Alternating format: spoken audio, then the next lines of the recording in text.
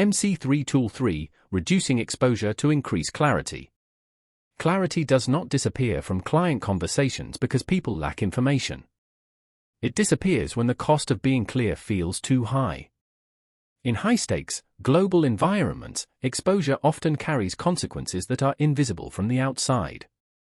Admitting uncertainty, correcting direction, or expressing disagreement can feel professionally dangerous.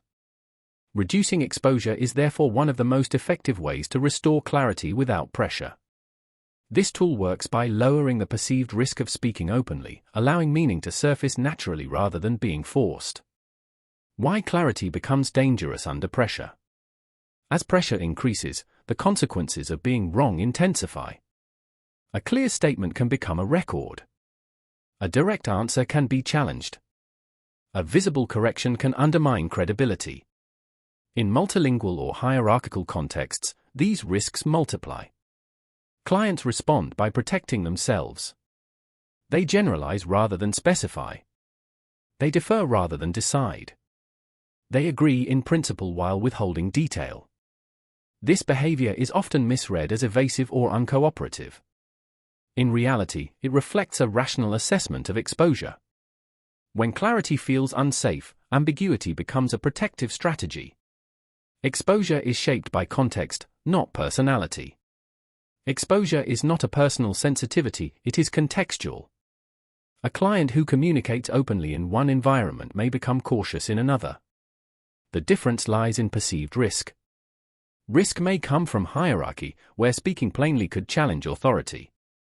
It may come from culture, where directness carries social cost. It may come from language, where expressing nuance feels precarious.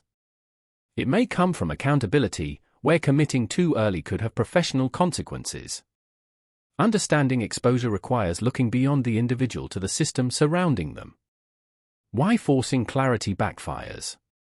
When clarity is missing, the instinctive response is often to push for it. Questions become more pointed. Deadlines are emphasized. Gaps are highlighted. While this approach may produce short-term answers, it often increases exposure rather than reducing it. Clients respond defensively.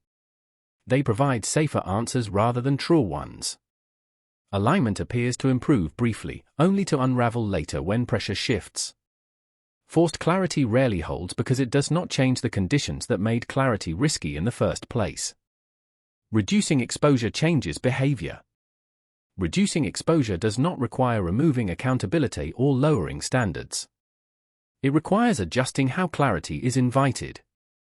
This might involve framing uncertainty as expected rather than exceptional. It may involve separating exploration from commitment.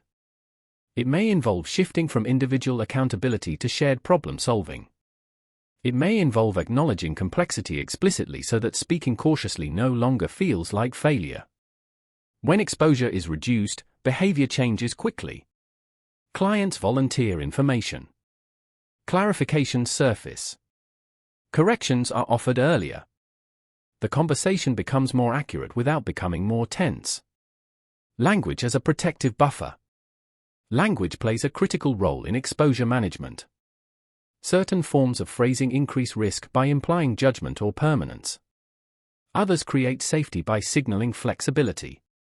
In multilingual contexts, exposure is often linked to fear of misexpression. Simplifying structure, allowing pauses, and avoiding compressed phrasing reduce this risk. When language feels forgiving, clients are more willing to speak precisely. This does not weaken communication. It strengthens it. Creating safe spaces without formal signals. Reducing exposure does not require formal declarations of safety. In many contexts, such declarations feel artificial or inappropriate. Instead, safety is communicated through structure, tone, and timing. A conversation that allows exploration before decision-making feels safer. A meeting that distinguishes discussion from approval reduces risk. A follow-up that invites adjustment rather than evaluation lowers exposure. These design choices operate quietly, but their impact is significant. Why reduced exposure prevents later correction? When exposure is reduced early, misalignment surfaces before it hardens. Corrections happen while they are still light. Revisions feel normal rather than corrective. The need for escalation diminishes. This is why reducing exposure is a preventive tool rather than a reactive one. It stops miscommunication from gaining momentum by addressing the fear that keeps clarity suppressed. From guarded communication to shared accuracy. Reducing exposure shifts communication from guarded performance to shared accuracy. Instead of managing impressions, clients engage with the substance of the conversation. Instead of protecting position, they contribute information. This does not eliminate pressure, but it makes pressure manageable. Meaning stabilizes because it is no longer competing with self-protection. How this tool fits into the system. Reducing exposure works in tandem with alignment and pace. Alignment makes understanding visible. Pace gives it time to settle. Reduced exposure allows it to be expressed honestly. Together, these tools create a communication environment where clarity is not something to be extracted, but something that emerges. The next tool builds on this foundation by addressing how emotional load can be managed explicitly when conversations continue under strain, without tipping into confrontation or withdrawal.